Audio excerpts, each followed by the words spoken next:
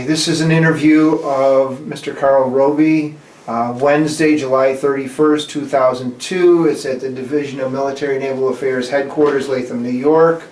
The interviewer is Michael Russert. Could you tell me your name, your date, and place of birth, please? My name is Carl Roby. I was born in Elmira, New York, March 4th, 1919. What was your pre-war education? Well, I graduated from high school in Sayre, Pennsylvania, then went to the Salvation Army School for Officers Training in the Bronx, which was a one-year course, and I was commissioned a lieutenant in the Salvation Army. You worked with the Salvation Army then prior to going into military? Yes, I did. Where were you, and what was your reaction to the news of Pearl Harbor? Well, I was in Philadelphia. At that time, I was in the Salvation Army building there, and a news reporter came in and talked to some of us that were standing in the back and told us that the word had just come that Pearl Harbor had been attacked. I wasn't aware at that time where Pearl Harbor was, but soon found out, and it was quite an exciting time, and we were really concerned. When did you enlist, or were you drafted? I enlisted. When did you enlist? And what branch of service, please? I enlisted into the Navy in July of 1942. Why did you select the Navy? Well, I think I tried to get in the Marines and I didn't pass the physical, and the Navy I thought was the next best choice. Okay, could you tell us basically where you went to basic training and your experiences from there? Yes, I went to Great Lakes for basic training, and from there I went to the University of Chicago for a signal school to become a signalman, and I was there until the end of December in 1942. January 1st, I went aboard the USS Arkansas, January 1st, 1943, and that in itself was an experience. Up to that time, I thought things had gone fairly easy, and then going aboard ship and seeing this was an old battleship at that time, and so it looked like it had been through a lot of experiences, and you saw the helmets hanging there, and so I just had an idea that the picnic was over. Had you been on any ships previous to this for training or anything? So this was your first time on a ship? Yes, this was the first time. Yes. What were your feelings about the size of it and so on? Well, I was surprised at how large it was, but then later I've seen much larger. Yes, right. The other newer battleships. The more recent battleships were much larger. The Arkansas was built in 1912, commissioned in 1912, and so it was an old battleship, and it had been in World War I, but we were only on the ship about 2 days, I think, before we set sail for, I think it was Casablanca. We were escorting convoys, and we had about 20 ships in the convoy, and the signalman had to know where every ship was and be able to tell which ship was not in line and all that. We had to constantly watch the whole formation. What were your duties as a signalman? I had, well, a signalman does visual signals. you know, the semaphore, the flashing light, hoisting flags, signal flags, and general keeping communications between the ships.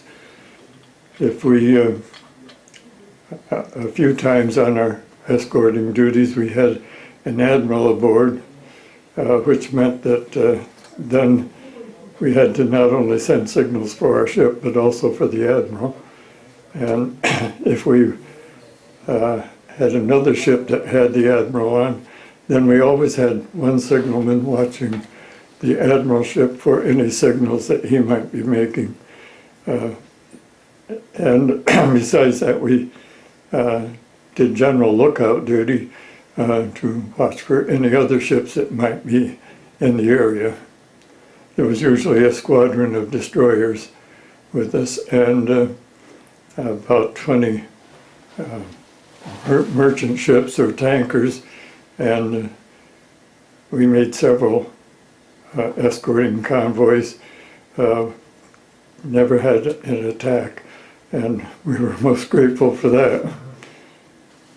There were times when we heard destroyers dropping depth charges, but we never were aware of any submarines around. In I think it was May of 1944, we went across to Scotland with our squadron of destroyers, a couple cruisers, and another battleship. And this was a real fast trip. We got in Scotland and we did some practicing for the invasion at Normandy, but we did it at some of the islands around Scotland, and then we found out that we were going to be involved in the invasion. Eisenhower came to one of the ships that were there, and some of the men from our ship went to the ship that he was on, and he told them about the invasion, what the plans were, as much as he could tell us. And from that point on, we had no liberty, so we couldn't talk to anybody. But most of our trips were either to North Africa or to Scotland or Ireland. So most of your trips were convoy duty? And yes. A couple days before the invasion, we started to go for the invasion. We went down the Irish Sea, and we got nearly to the end of England, ready to turn across the English Channel, and we got a signal that the invasion had been delayed. So we turned around and went in circles for about 24 hours, and then finally we went across the English Channel. To me, that was one of the most amazing sights I ever saw, to see ships as far as you could look to the left or the right, all going across the English Channel. Ships so far, as far as you could see, there were ships, and it was amazing. And how it ever surprised the Germans, it was an amazement to me. How about the airplanes too? Did you notice how many aircraft were going overhead? Oh yes, there were so many flights of aircraft that we wondered, the Germans must know something's up, but they didn't seem to say anything about it. Apparently they didn't realize that it was really the invasion.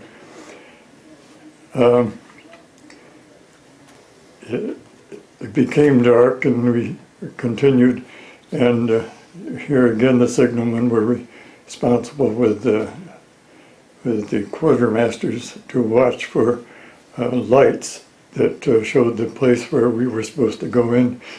It had been swept by a minesweeper, and they had put off these tiny lights. You could barely see them, but they were tiny lights that we could follow in the course that we were supposed to go. And then about 4 o'clock in the morning, we dropped anchor just off the coast. And I was assigned as a signalman to a Higgins boat from the ship. There was a machinist mate and a motor machinist, machinist mate and a coxswain and I that were in the boat. And we were told that we were to run dispatches.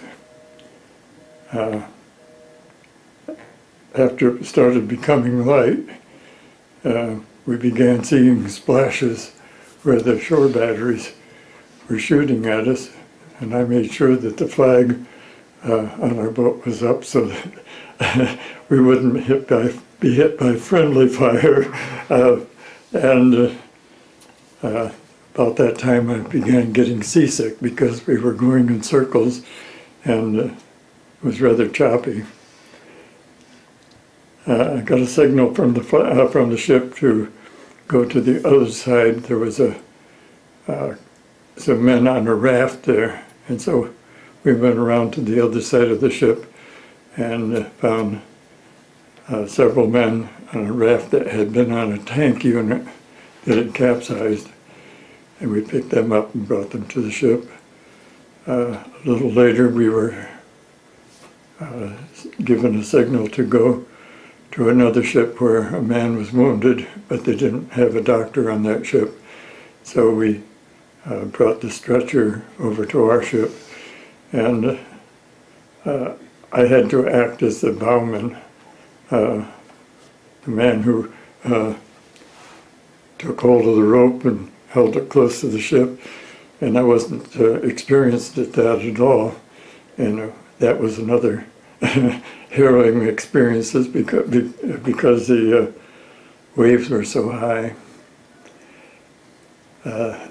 Now with the rescue, that's where you won a Bronze Star, I believe? Well, later in the afternoon, got a signal from the ship to report to a destroyer that was further up, and when we got to the destroyer, the officer pointed to a landing craft that was stuck on the beach under mortar fire.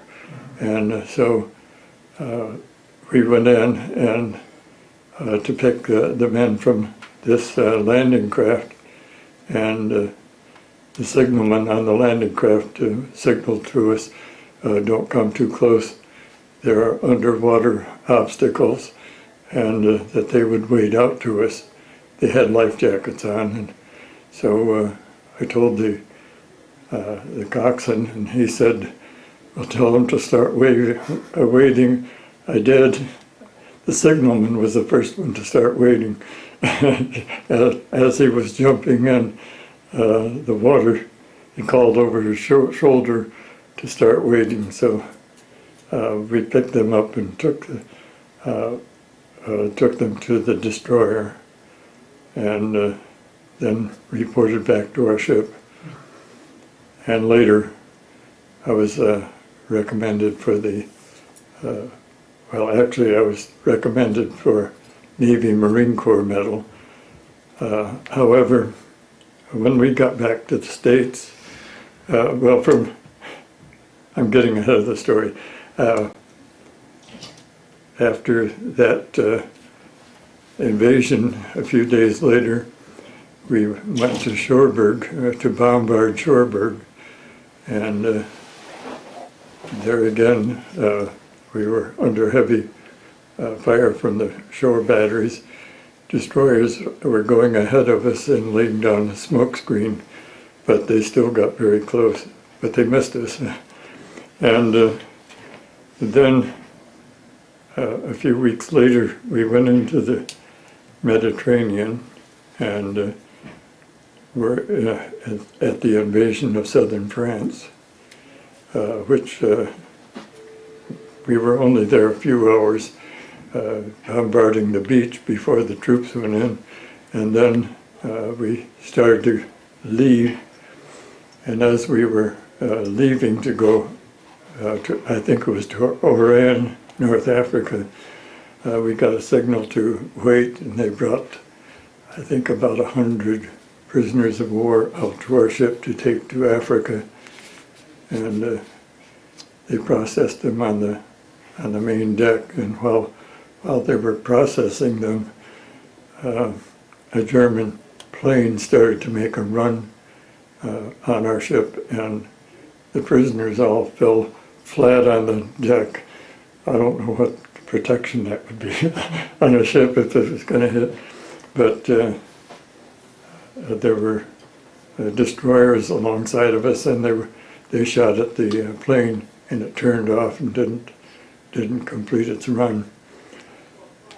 And so we went to Africa and left the men there. Then we came back to the States, and we were in Navy Yard, I think in Norfolk, for a few weeks, and then went up to New York, and then on up to Maine. And at that point, we received a message one night that said transfer 1 signalman, 1 cook, and so on. And I was the signalman that was transferred. I went to Newport, Rhode Island to be assigned to a new ship. They were building a new ship in Charleston, South Carolina, so they were forming a ship's company there in Newport. And while we were in Newport, we did go on another training ship, because many of the men that were in the new ship's company had never been on a ship before. They had some experienced men that were going to be petty officers. I was a third-class signalman, and so they were were the people who had experience, but then they had so many inexperienced men that they took us out on a training ship for 2 or 3 days, and there was a snowstorm and all that kind of stuff while we were out there. But I went home on leave for Christmas, and this was one of the frustrating times for me. I got partway, got to Buffalo, New York, and had planned to go on down to Sayre, Pennsylvania, where my folks lived, but I didn't have time, so I called them, and they said, well, we'll come up, because I was expecting my girlfriend, which is now my wife, I was expecting her to come in on a plane, a train for Niagara Falls, which was her hometown. She was coming in from Cincinnati. The train that she got on, came in on, was the train that I should be leaving on, but I decided I was going to spend some time with her, and so when I finally did get back to the ship, back to Newport, I was over leave, and then the executive officer said that we're supposed to leave the next day for Charleston, and I said, well, I'm on report to see the commandant. He said, I'll take care of it. And so when he came back, he said, remind me when you get on the ship that I have to discipline you.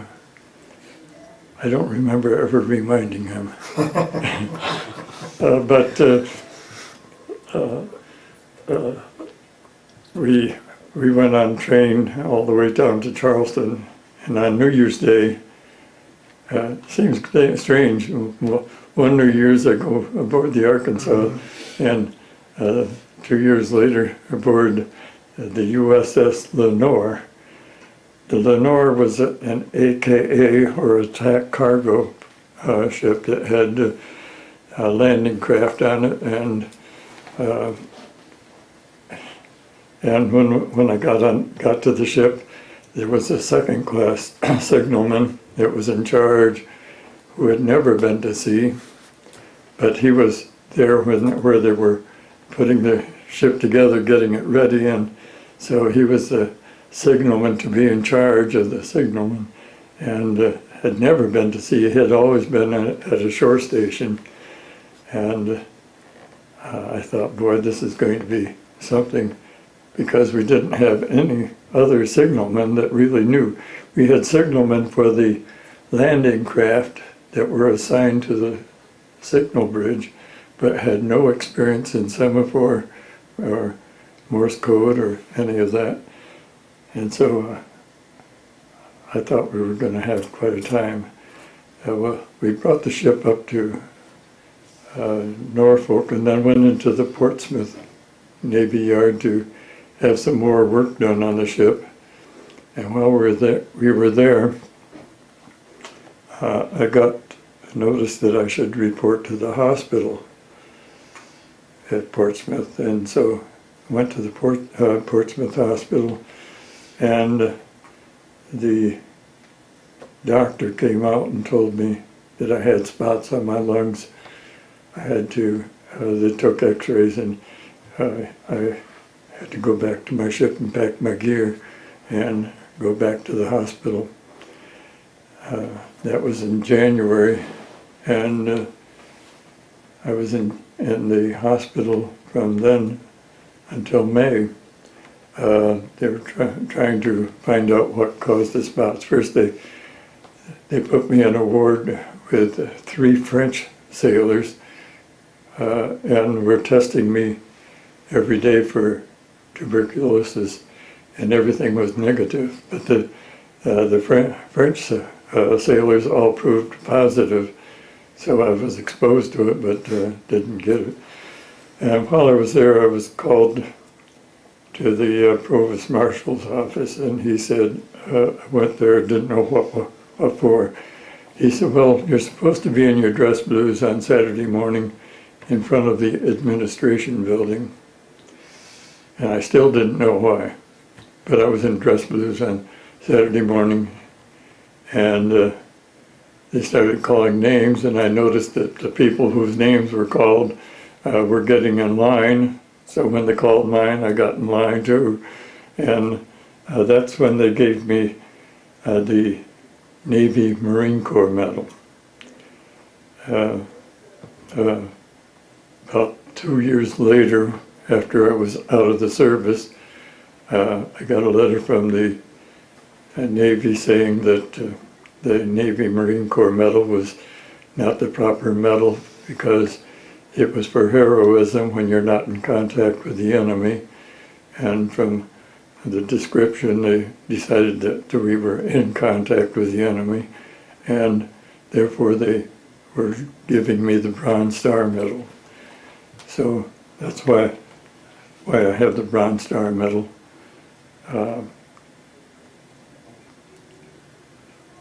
Actually, I didn't feel an awful lot like a hero that day, being seasick and all of that, but after we started doing something, I got over the seasickness and was able to do the work that I had to do. Can't think of anything more. May 12th, 1945, I was discharged from the Navy. Did they ever find out what was wrong? We have all the medical records. Well, actually, while I was in the hospital, they did a lot of testing to see what was wrong, and they finally diagnosed it as pneumonitis,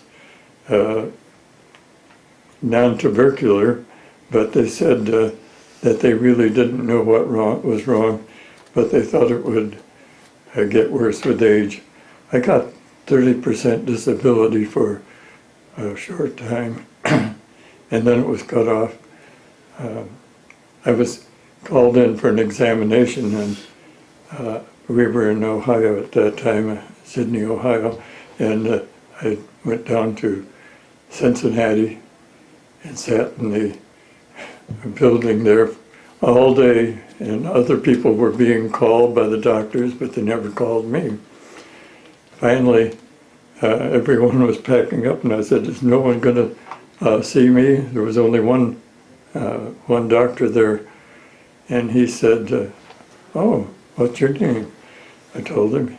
He said, "Oh, the doctor that was supposed to see you didn't come in today." So he talked to me for a few minutes, but that was all. No examination.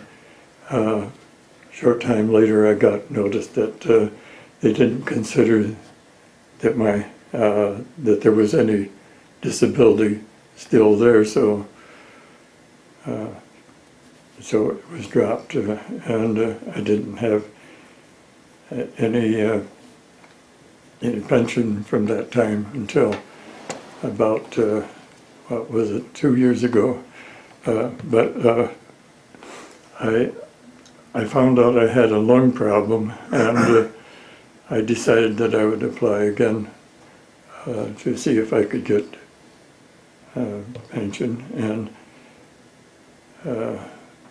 it was denied 2 times, and then they couldn't find my records, my hospital records, and so my wife said, well, my son said, "If you don't call your congressman, I'm going to declare you incompetent and take over your case." So we called McNulty, and I did.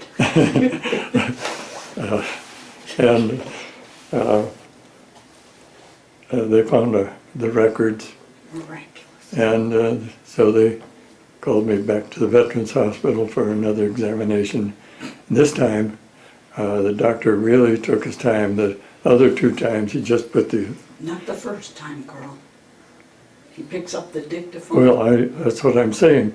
First 2 times, he put the thing on my lungs, breathe in and breathe out about 3 times, and picked up the dictaphone and said, "I do not deem this to be service-connected." And then the last time I went for an examination, it was a very thorough examination. They did x-rays, they did a lung capacity test and all that. And so about 2 years ago, I got a call from New York saying that they had approved my claim, and that I now get 100% disability. How would you say your experience in the service affected your life? Well, actually, there were times that I really enjoyed the service. I think I got a lot of memories out of it, and the ship that I was on has a reunion every year, and that's how I happen to have a shirt with USS Arkansas on it. So you attend reunions? Have you attended reunions? Oh yes, for I think about the last 15 years or more, we've been to almost everyone. Have you stayed in contact with anyone that you served with? Yes, quite a few of them. Mm-hmm. Many of them through the reunion, but through the years we've had letters from different ones asking how we're doing and all that. But I didn't get that well acquainted with the second ship I was on. I was on such a short time, but I think it was a positive experience as far as I was concerned. Do you belong to any veterans organizations like the Veterans of Foreign War, American Legion, or? I was in both the American Legion and VFW in Ohio many years ago, but it was not the type of organization that I Yes. had that much interest in. When I left the Navy, I returned to the Salvation Army and retired 18 years ago from the Salvation Army, and I think that was a very, very positive experience for me. Do you have any questions? Okay, I guess, do you want to show us some things that you have? Oh, yes, let me get that. We'll, I don't know, my wife got all this together. I think I found that on a bookcase upstairs.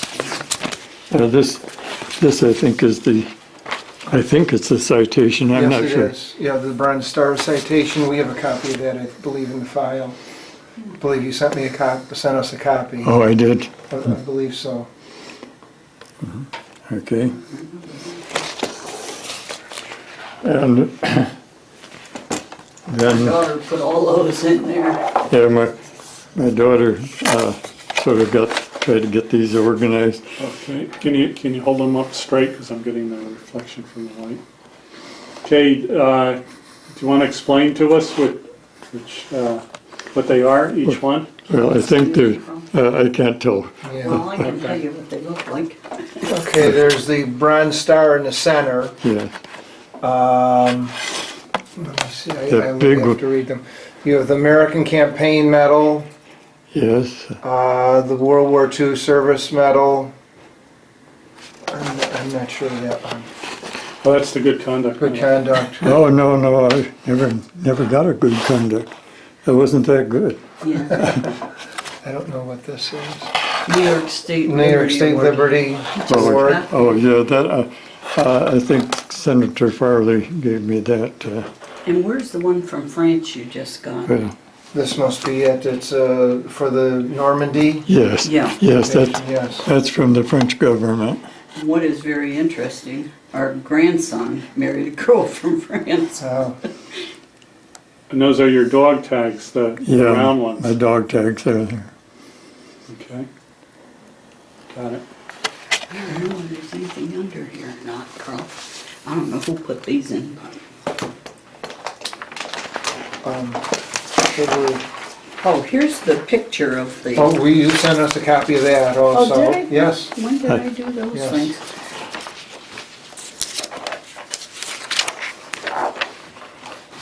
There's my picture. And here's a picture. He sent us a copy of this. This is the end of the Arkansas in a nuclear test. You also sent us this copy, this Oh, photograph. oh, good. Yes, you did send us copies of these. Gee, who's on the ball? Now, whereabouts is he in that picture? Can you point him out? I'm that handsome one. Right here. Okay, he's right here. Yes, there's a mark. Okay. Okay. And this is another photograph of the Arkansas. Okay. There's another photograph. Two more photographs of the Arkansas. Got it. I'll send those. And I believe you sent us a copy of this one. A copy of that one. I think we just got that last year. Okay, got it. I think I probably sent you a copy of this. At one of our reunions, they had the log from the ship, and I found that. Yes, I believe, yes, you did send us a copy of that. Okay. All right. I don't know what else you... What's in that envelope? I don't know.